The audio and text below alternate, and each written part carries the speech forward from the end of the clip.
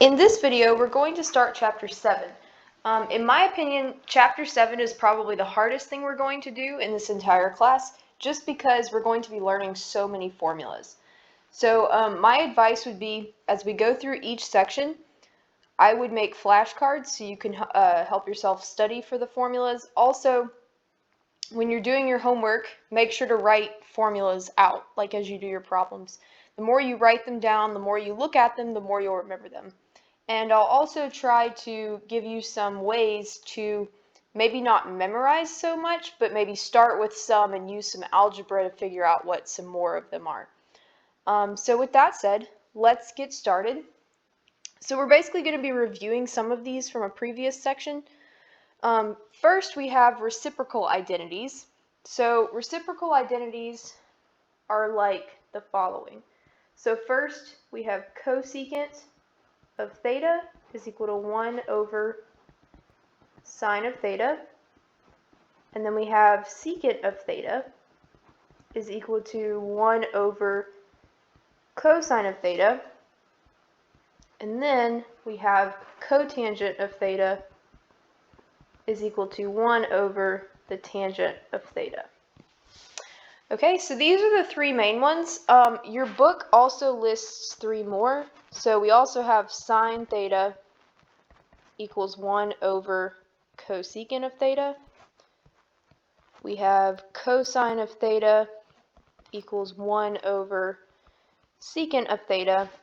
And we have tangent of theta is equal to 1 over cotangent of theta.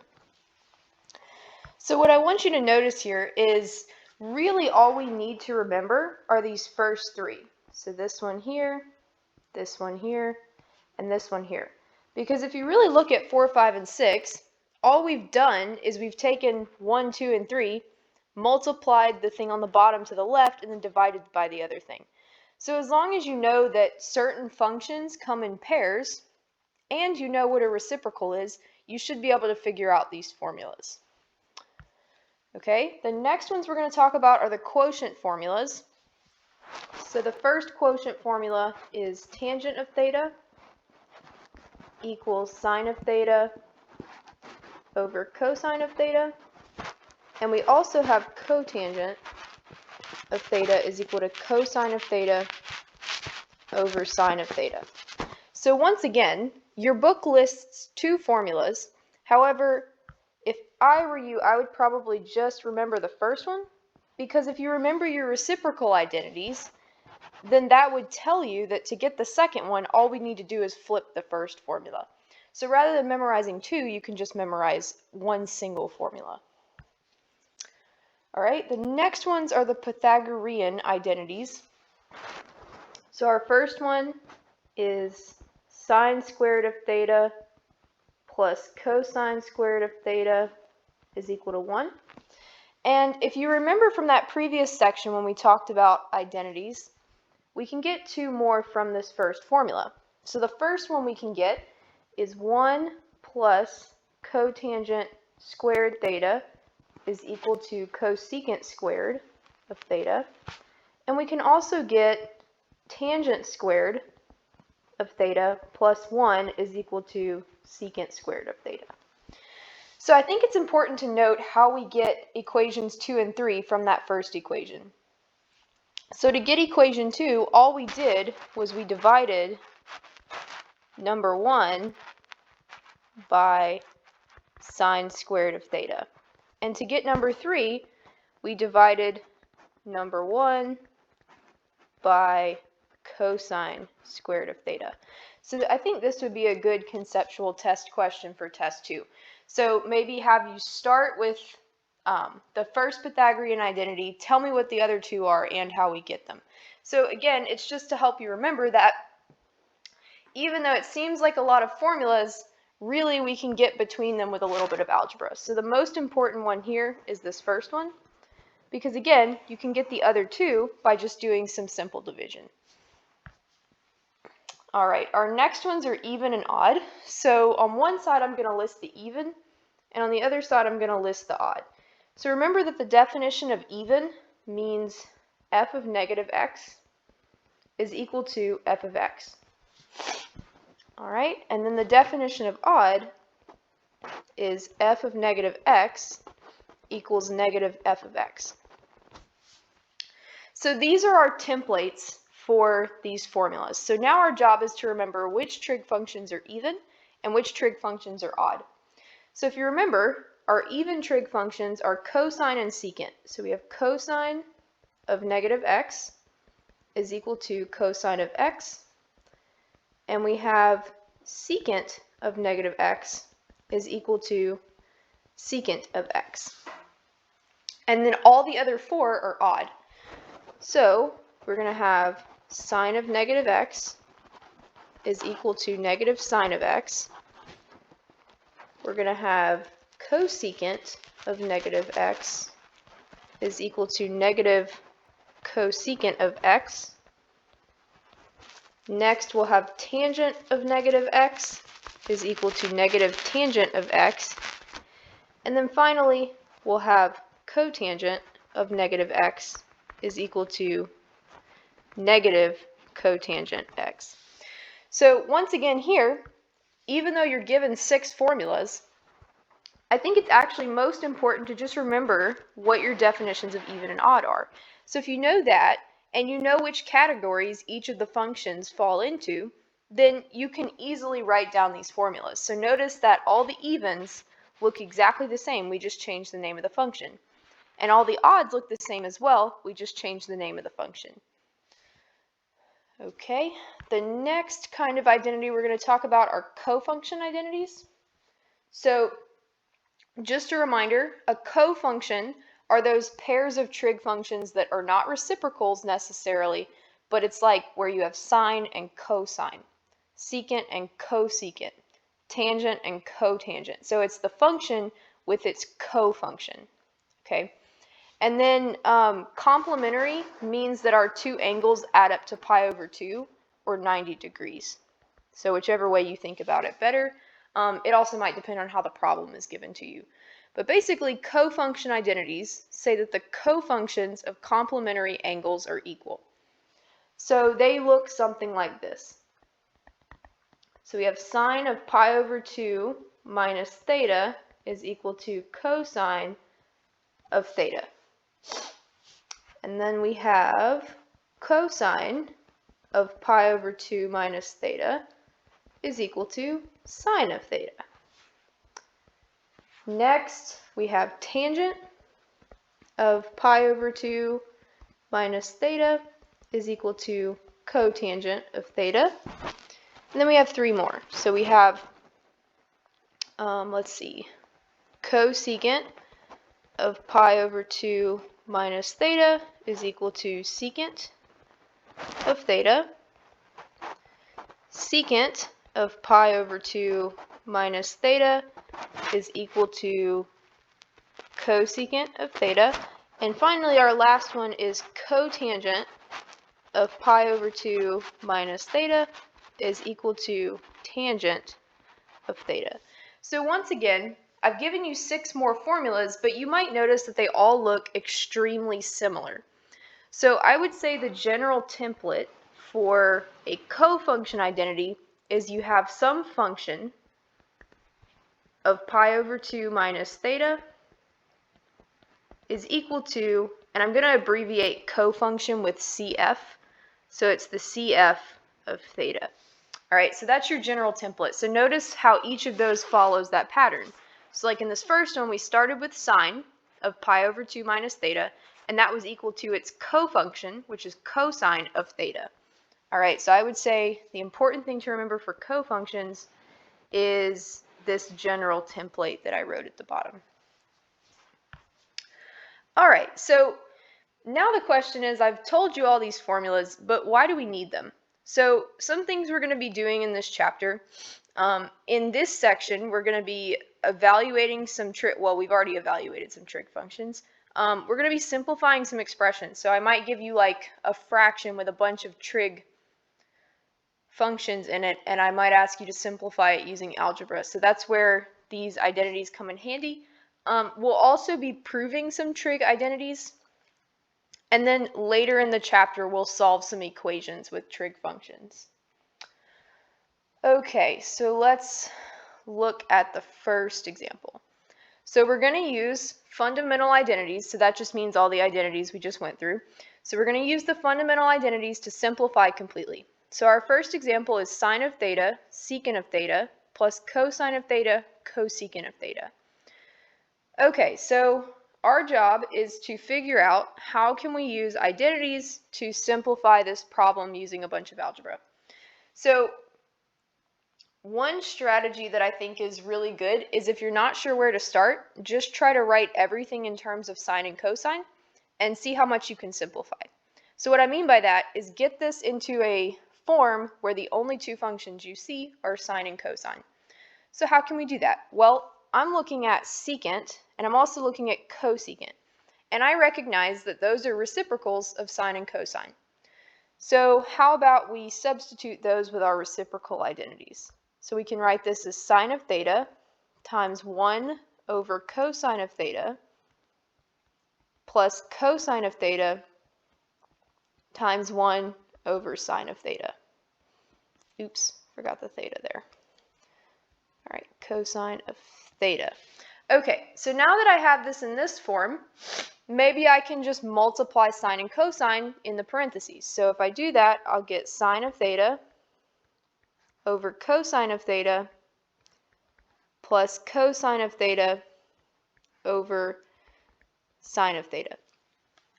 Okay, so this is the part where it's going to get a little tricky. So we have two fractions that are added together, and your first instinct might be, well, this first one just looks like tangent, and this second one just looks like cotangent. And you would be right. Okay, so that's one way to do this, but it wouldn't be the simplest form. So you have to be really careful with this simplify completely, because WebAssign will be super picky with that on your homework. So when you get to this point, since we still have something to add together, let's make sure that if we add it, we don't get something even simpler. So if I remember correctly, I believe they like things multiplied versus things added. So if two things are multiplied together, it considers that more simple than if two things are added. So let's practice adding these fractions and see what we get.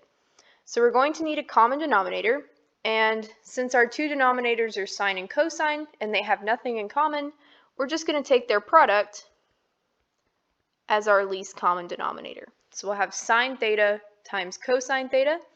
And now let's figure out how we need to change the numerators.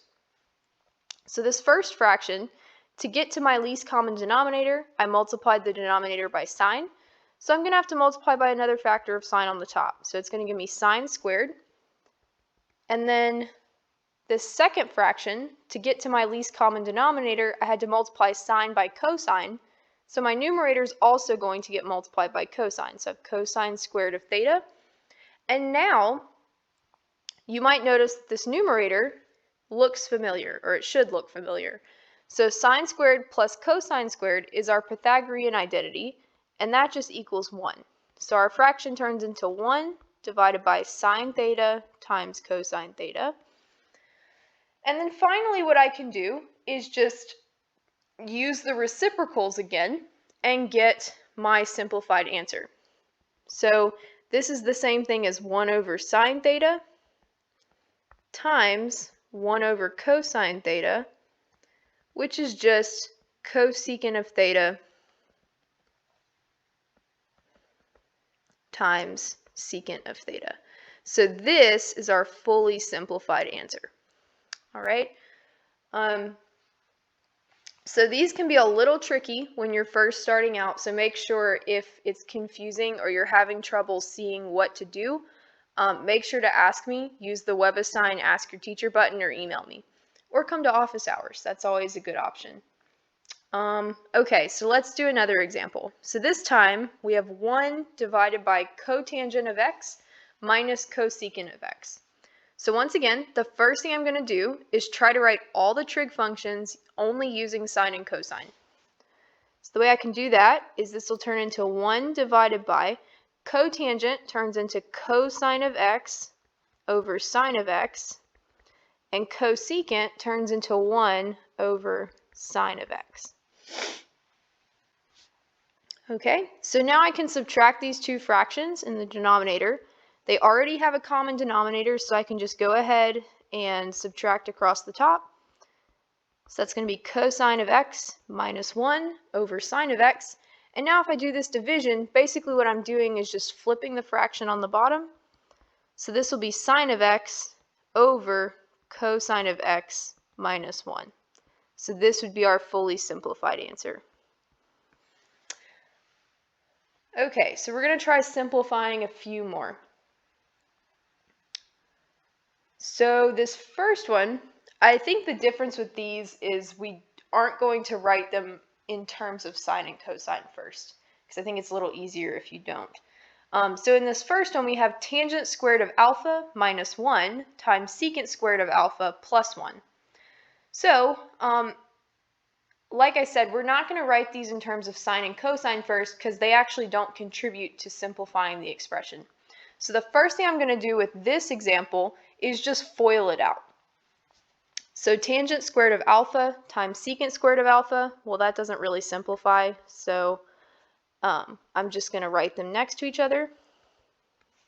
Then we have tangent squared of alpha times positive 1, which is tangent squared of alpha. Then I have negative 1 times secant squared of alpha, so that's minus secant squared alpha. And then finally I have minus 1 times plus 1, which is just minus 1. Okay, so now I need to ask myself, well, I've got a bunch of secants and tangents running around. How can I get this a little more simplified? Well, if we think of where tangent and secant are related on our identities over here, this Pythagorean identity over here might come to mind. So that's what we're going to do. We're going to take that secant squared of alpha and we're going to substitute in this Pythagorean identity right here. So let me make a note of that just so when you're going back to look. So Pythagorean identity. Okay, so I'm going to have tangent squared of alpha, secant squared of alpha, plus tangent squared of alpha minus, and then in place of that secant squared of alpha, I'm going to put tangent squared alpha plus 1, and then minus 1. So notice all I did was I took this secant squared of alpha, and I substituted in this thing in the parentheses. Okay? So let's see, now I can just distribute and do some simplifying. So I can take that negative and distribute it through the parentheses. So we'll get tangent squared alpha, secant squared alpha, plus tangent squared alpha, minus tangent squared alpha, minus 1, minus 1. And now I see that these two tangent squareds cancel out. And these two negative 1s are going to combine to make negative 2. So our final answer is tangent squared of alpha times secant squared of alpha minus 2. And that's our final simplified answer. All right, another example. We have 1 over 1 plus cosine of beta. So this one's a little different. So since we already have cosine, we can't exactly rewrite it in terms of sine and cosine, so that would be a bad move. One thing is, when you see an expression like this in a denominator, one thing we can do is multiply by the conjugate. Okay, and what I mean by that is we can do 1 minus cosine of beta divided by 1 minus cosine of beta. So you can think about this like when you rationalize the denominator with square roots and you multiply by the, well, when you rationalize, you multiply by itself. But maybe think of like complex numbers. So if you remember like when you have the complex number 1 minus 3i, for example, the conjugate is 1 plus 3i. So notice we've done the same thing here. Just treat your trig function like it's the imaginary term and change the sign on that term. Okay, so that's the idea. So that's how we started with 1 plus cosine of beta and we changed it to 1 minus cosine of beta. So now let's multiply this out and see what we get. So on the top, we'll have 1 minus cosine of beta, And on the bottom, we'll have 1 minus cosine squared of beta. And now we can think about how to simplify this further. So, let's see, the bottom is where it gets tricky. So we have 1 minus cosine squared of beta. Now, that might look a little bit like an identity, but not quite. So let's think about the identity off to the side of sine squared beta plus cosine squared beta equals 1. And my job is to try and take this Pythagorean identity and manipulate it so that I get 1 minus cosine squared of beta. Well, I can do that by just subtracting that cosine squared to the right side. So I can rewrite this as sine squared beta equals 1 minus cosine squared beta. And now I have that expression from the denominator showing up. So what I can do is I can just say that this is 1 minus cosine of beta over sine squared of beta. Okay? And now what I can do, since sine squared of beta is a single term in the denominator, I can split this fraction up into 1 over sine squared beta minus cosine beta over sine squared of beta. And finally, I can just simplify these fractions. So 1 over sine squared of beta is going to give us cosecant squared of beta. And then the second fraction I can split up again into cosine of beta over sine of beta times 1 over sine of beta. So my fully simplified answer would be cosecant squared of beta minus cotangent of beta times cosecant of beta. So this is our final simplified answer.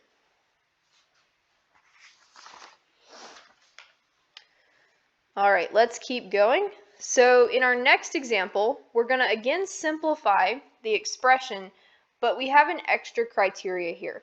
So when we get the simplified form, we want to write it in terms of the second expression. So what that means is this is my problem right here. That's what I want to simplify.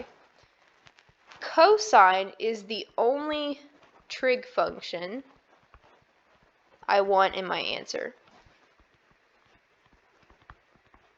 Okay, so that's what those directions mean. They're going to give you a first expression, which you're going to actually simplify, and the second one is the function that you want in your answer and nothing else. Okay, so let's start with our expression that we want to simplify. So tangent of x plus cotangent of x over cosecant of x. And maybe the first thing I want to do to start simplifying this is just get everything in terms of sine and cosine. So tangent of x, we can rewrite as sine x over cosine x. Cotangent, we can write as cosine x over sine x. And cosecant, we can write as 1 over sine x. So the next thing I'm going to do here is simplify the two fractions in the numerator. So I need a least common denominator, which is just going to be sine x cosine x.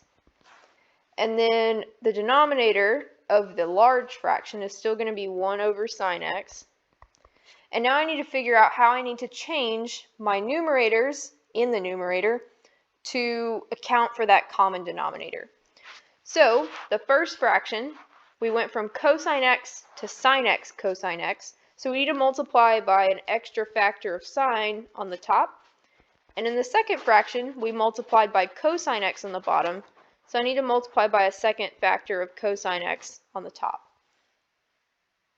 So now I've simplified my complex fraction to basically a fraction divided by a fraction. So I can rewrite this as sine squared x plus cosine squared x over sine x cosine x times sine x over 1. So I took that bottom fraction, I flipped, and now I'm multiplying it.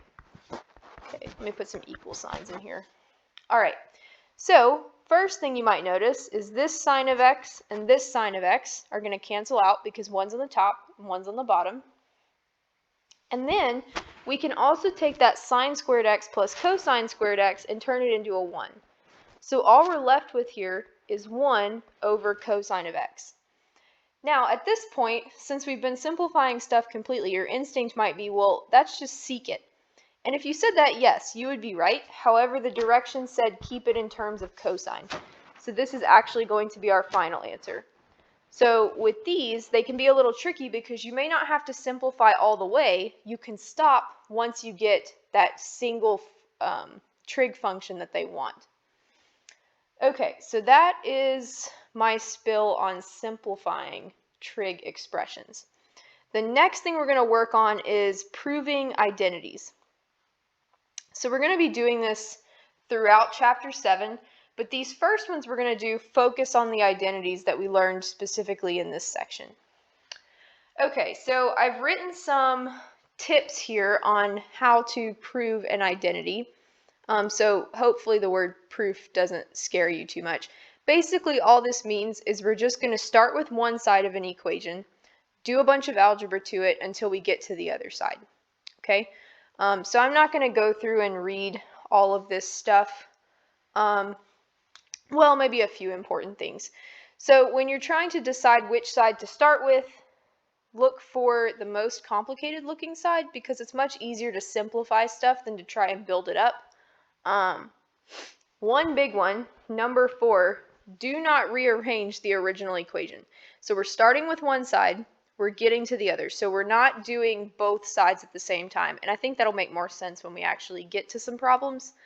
And then also, when you see a Pythagorean identity, try to use it because those simplify very nicely. And you could rearrange these. So like we saw in a previous example, we had something like this where we started with a Pythagorean identity and maybe we moved it around to sine squared x is equal to 1 minus cosine squared x. So they could be disguised, but they usually come in very handy. And then another thing is hopefully you remember how to factor. So we're going to go through a couple of examples just to refresh your memory on that. So for example, if I wanted to factor sine squared x minus cosine squared x, that's what we call a difference of squares, because you have two perfect squares and they're being subtracted. And the way that we factor this is we have two factors and we put the square root of each term in each factor. So we'll have sine x and cosine x in each factor. One factor gets a minus, one factor gets a plus. That's all there is to difference of squares. This next one is what we call a sum of cubes.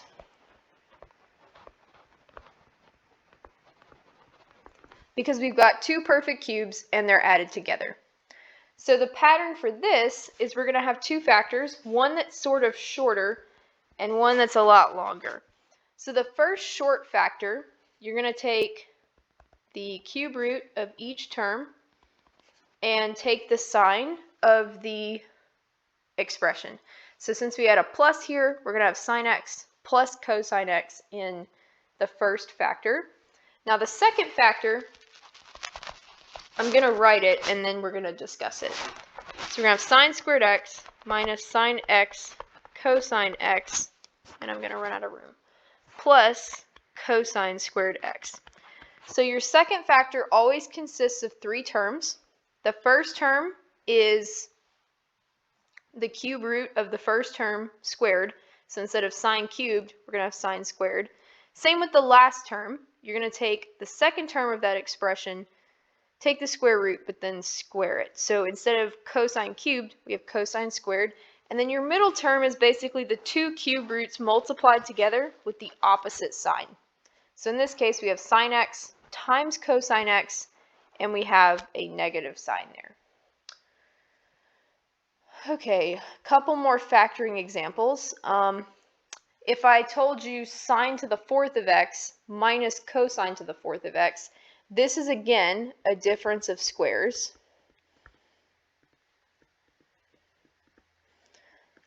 So first, I can split this into sine squared x minus cosine squared x times sine squared x plus cosine squared of x.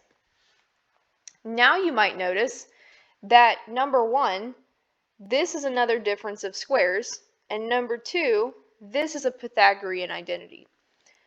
So we can simplify this a little more. So this first factor we can simplify just like we did in that initial example. So we'll have sine x minus cosine x times sine x plus cosine of x. And then this second factor just becomes 1. So it'd be times 1. But when we do that, multiplying something by 1 really doesn't do anything. So this is our most simplified form. So if you notice, this answer actually turned out to be the same as just sine squared x minus cosine squared x. So that's why the Pythagorean identities sometimes come in very handy. Okay, our next one is 1 minus cosine squared of x. So this one, there's a couple of ways you could do it. First of all, you might notice that it looks like that rearranged Pythagorean identity that we talked about right here. So one way we could write this, so the Pythagorean route, we would get just sine squared of x. But another way you could do it is factor it as a difference of squares. So you could say this is 1 minus cosine of x times 1 plus cosine of x. So sometimes there may be more than one way to simplify something, and it might just depend on what problem you're doing. So as we get further along and we start solving equations, maybe sometimes it's better to factor, maybe sometimes it's better to use an identity. That's where doing more problems will help you figure out which way is best. Okay. Alrighty, and then finally we have something like this. So we have sine squared of x minus 3 sine of x plus 2. So I want you to think of this one as if it's just x squared minus 3x plus 2. So if all we had was that, the way we would factor it is we get x minus 2 times x minus 1. So remember, this turns into two factors. Each one gets an x because our first term is x squared, and then we want to come up with a pair of numbers that multiply to give us positive 2, but add to give us negative 3. And the only way to do that is negative 2 and negative 1. Okay, so this is what we're thinking about,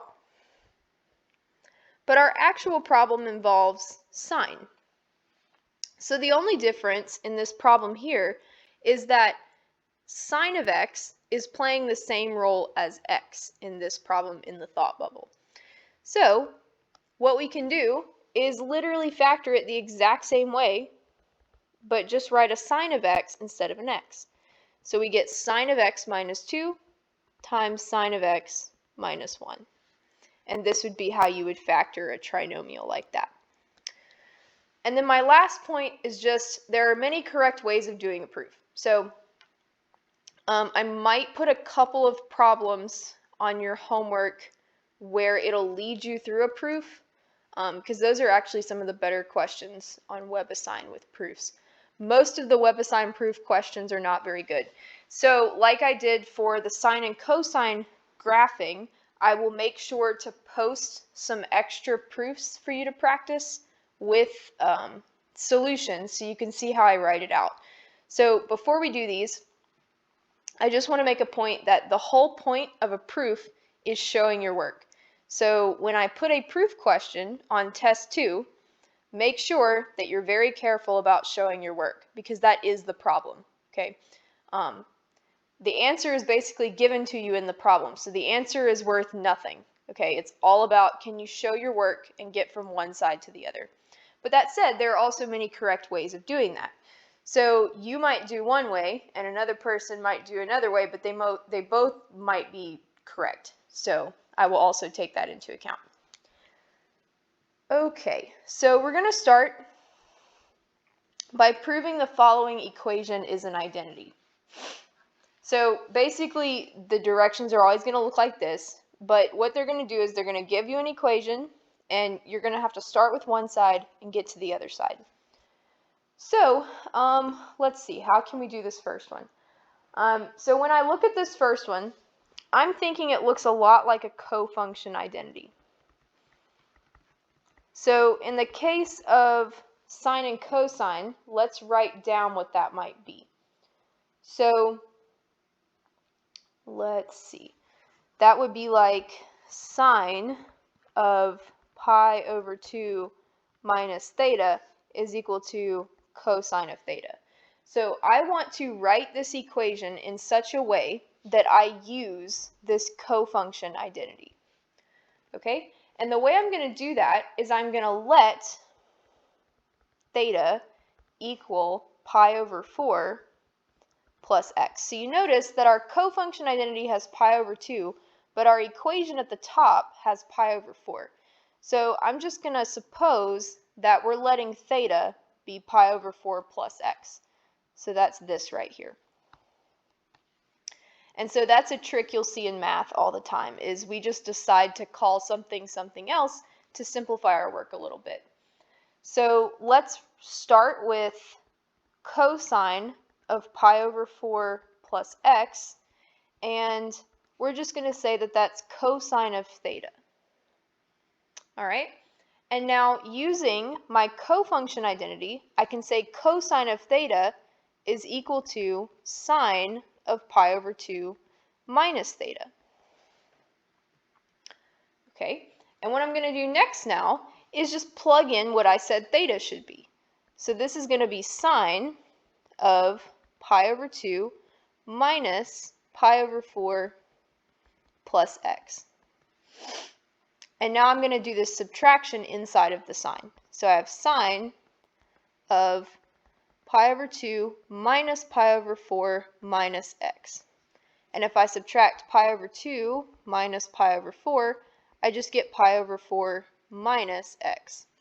So notice that this expression that I got at the bottom is exactly the same as the other side of the equation. So that's exactly what I want. So that is how we prove an identity. Okay, so that one was a little complicated because typically cofunction identities are difficult for people. Now let's do one that's a little more algebraic. So this next one, we have sine of omega plus cosine of omega is equal to 1 plus cotangent of omega over cosecant of omega. So one thing I will note, the reason I use this one is because people typically look at this and think, oh, that's a W. So let me tell you, if WebAssign uses a funny looking letter in the trig functions, they're going to expect you to write your answer with that funny letter. So here, this is not a W, this is an omega. So if you were given this on your homework, you would need to make sure to go into like the symbols or the Greek letters and find this one. So this is a Greek letter, not W. So I would hate for you to get a question wrong just because you typed in the wrong letter. So that said, like if you're given alpha, make sure you're typing an alpha and not an A. If you're given beta, make sure you're typing a beta and not a B. Okay. So just a little bit on that. But now let's get to actually proving this identity. So the first thing I want to do is pick the side that looks the most complicated. In this case, I think that that's the right side because it's a fraction. So that's what I'm going to write first. I'm going to write 1 plus cotangent of omega over cosecant of omega. And now I'm going to try and simplify this until I get sine of omega plus cosine of omega. So let's see how we can do that. So the first thing I would do is rewrite everything in terms of sine and cosine and just see how you can simplify from there.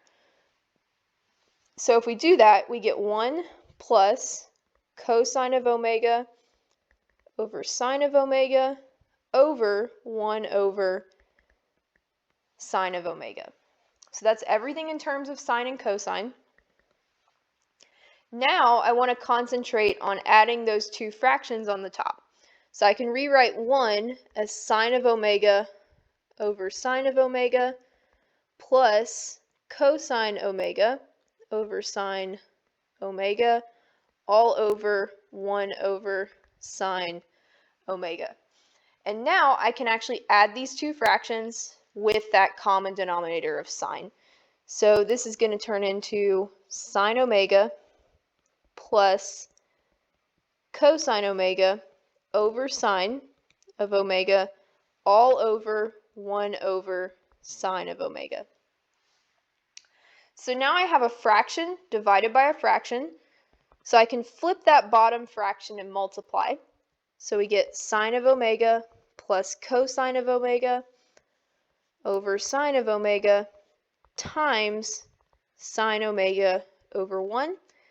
These signs are going to cancel out, and we're just left with sine omega plus cosine omega, which is exactly what we wanted on that left side. So again, let's notice how we did this. So we picked the more complicated side, and we only did algebra to that expression, and we got it simplified to where we got to the other side. Okay, so notice how I did that. It's just a chain of equal signs. It's not like we're simplifying both sides at the same time and seeing if we get the same thing. Okay, it's not how we do a proof. So let's do a couple more examples just to solidify this idea. So our next example, we have cosecant to the fourth of gamma. So again, this is another Greek letter that we call gamma. And I'll just make a note, another Greek letter. So again, don't type a Y if this were a WebAssign question. It's a Greek letter called gamma. Okay, so we have cosecant to the fourth of gamma minus cotangent to the fourth of gamma is equal to cosecant squared of gamma plus cotangent squared of gamma. So I'm going to pick the more complicated side. In this case, I would say it's the left side because it has a higher exponent. So let's rewrite that side. So we have cosecant to the fourth of gamma minus cotangent to the fourth of gamma. So in this case, I don't think it would be beneficial to rewrite this in terms of sine and cosine because our answer is not in terms of sine and cosine. So let's figure out, maybe we can factor this. So let's see, we can do cosecant squared of gamma minus cotangent squared of gamma. I have to erase this so I have some room. Okay, and that'll be multiplied by cosecant squared of gamma plus cotangent squared of gamma. So notice what happened here. We had just a difference of squares. So we talked about that quite a few times when we did the factoring examples. So this should look a little familiar at this point. Now our question is, how do we get this to just cosecant squared plus cotangent squared? So I already have it here. That's good. So I have what I want, but I need to find some way to get rid of this other parentheses. And so if you remember, back to all the identities we talked about, you want to think of one that's going to have cosecant and cotangent in the same identity. And the one I'm thinking of is this one. So I'm thinking of another Pythagorean identity where we have cotangent squared of gamma plus 1 is equal to cosecant squared of gamma. So if I were to subtract the cosecant over, the cotangent, we'd have cosecant squared minus cotangent squared. And looky there, that's exactly what I wanted. So this matches this parentheses, so it's just equal to 1.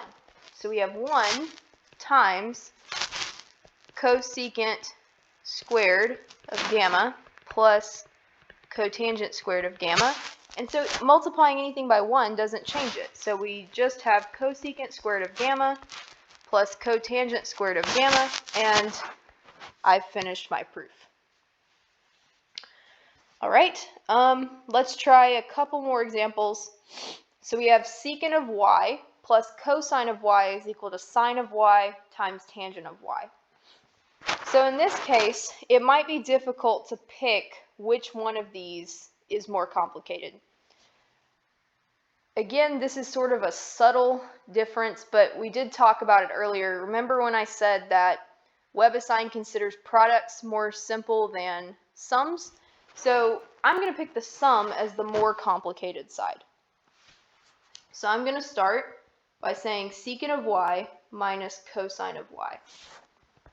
And maybe I want to get this into sine and cosine. Why not? Because I've got a sine in my answer, so maybe that'll help. So secant of y, we can rewrite as 1 over cosine of y minus cosine of y over 1. Now I need to add these two fractions. So my least common denominator is going to be cosine of y, because we've got a cosine and we've got a 1, so the thing in common is cosine. And then I need to figure out my numerator. So this first fraction is not going to change because my denominator was already cosine of y. The second fraction, I had to multiply by cosine to get to my least common denominator. So I need to multiply by an extra factor of cosine on the top. So my fraction turns into 1 minus cosine squared of y over cosine of y. Now I need to decide how to simplify this more. So 1 minus cosine of y makes me think of another Pythagorean identity. So let's look at the sine squared plus cosine squared identity. If I move the cosine squared over, I get exactly what's in the numerator. So that tells me that I can replace the numerator with sine squared of y, and my denominator is still cosine of y. So this is good because my answer has sine and it has tangent. So I've got the sine showing up, I just need to figure out how to make tangent show up. So one thing I can do is I can actually split this fraction up into sine of y times sine of y over cosine of y. So we have two factors of sine that we can play with. So what I can do is just split one of those off since we're just multiplying, and then I have that sine over cosine showing up, which is just tangent. So that's how we get our final answer of sine y times tangent of y. And that is the end of the proof. Okay, and we'll try one more example just to give you a little more practice with adding fractions, because I feel like a lot of people have trouble with that. So our last example, we have secant of x plus cosecant of x over tangent of x plus cotangent of x is equal to sine x plus cosine x. So I think the obviously complicated side here is this left side. So I'm going to start by rewriting that.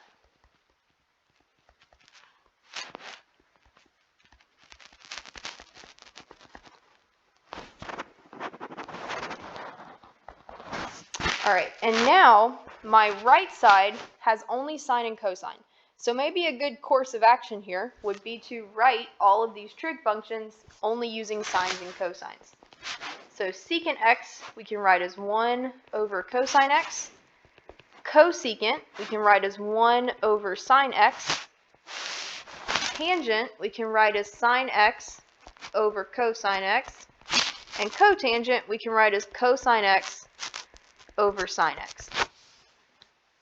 All right, so now we have a sum of fractions in the numerator, a sum of fractions in the denominator. So let's take care of each of those separately.